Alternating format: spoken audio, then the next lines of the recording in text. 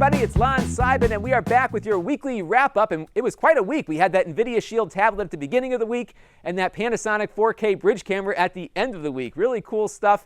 I always love getting like brand new things with brand new technologies into the studio to review, and I had a lot of fun playing with those things. And I wanted to ask a question related to that, because especially on the cameras, consumer cameras have so many features, and I'm often struggling to keep my video reviews at a reasonable length. So when I first started doing this, I used to just go as long as it took to get through everything. But lately I've been trying to narrow things down to the most important features, or at least the things that are most heavily marketed about the product, to test and see if they really hold up. And then what I like to do is get your questions and then do follow-up videos on it. And a good example of that is kind of the WD My Cloud, where I have almost 2 hours of content from a single product, mainly from viewer questions over time. So, take a look at those 2 reviews and let me know if I hit the mark, because I think those are really right around the right length, and I just wanted to get some feedback on that. So I would appreciate that. Leave it down in the comments below, and I will take all of that advice and feedback as I continue to do this kind of stuff.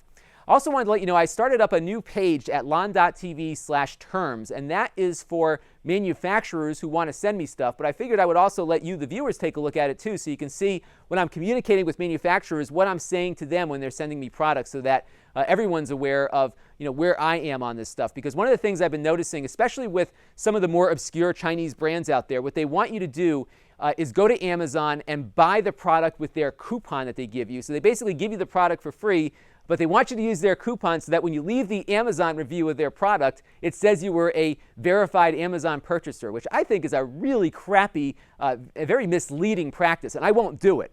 But I created this term sheet because I'm getting this over and over again from manufacturers who really feel as though that's going to help sell their product better. Meanwhile, there's FTC regulations and a whole bunch of other stuff that really police this kind of activity, and they shouldn't be doing it. But I also wanted to let people know, the viewers know, and the manufacturers know, look, this is a business, and I need to be able to keep it afloat, and I don't want to have anyone have any surprises about where revenue comes from and what I might do with product samples after I'm done reviewing them. So check it out and let me know what you think.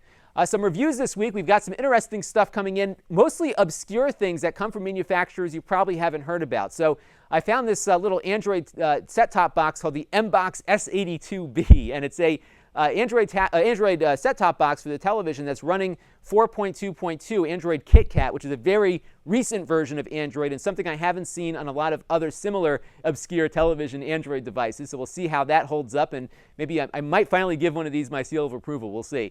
Also, I have a Wi-Fi HDMI streaming box called the iShare. And what I liked about this one is that it has like Miracast capabilities, but it also claims to work with the iOS platform also, and that was interesting to me, so we'll check that one out. I've got a diagnostic device for the car that you plug in, and then it shoots data to your phone via Bluetooth. And there is one that's like really popular that everyone's talking about. This is from another brand, a little bit more obscure, and we'll look at that one too. And then I've got this Thunderbolt adapter for hard drives, and I've been searching for a really good Thunderbolt adapter for hard drives, and I have yet to find one, so this will be another one of those reviews where I wasn't too pleased with it. So that'll be coming up pretty shortly too. That one's actually next on the list. So that will do it for this week's Weekly Wrap-Up. If you want to support the channel, you can. You can become a monthly subscriber to my Patreon page at Lon.TV/Patreon, or you can just leave me a tip in my tip jar at Lon.TV/tipjar. And I also have my online store where a lot of my reviewed items get sold after I'm done reviewing them, and the inventory has been kind of stacking up a little bit. So if you want to check out what's available there, you can go to Lon.TV/store and buy the stuff that I reviewed at a discount. And this stuff is usually pretty new because I just got it, and you can check it out. My wife will appreciate you buying anything so it gets out of the house. So she will appreciate it greatly. And I always appreciate your viewership. And this is Lon.TV, and thank you for watching.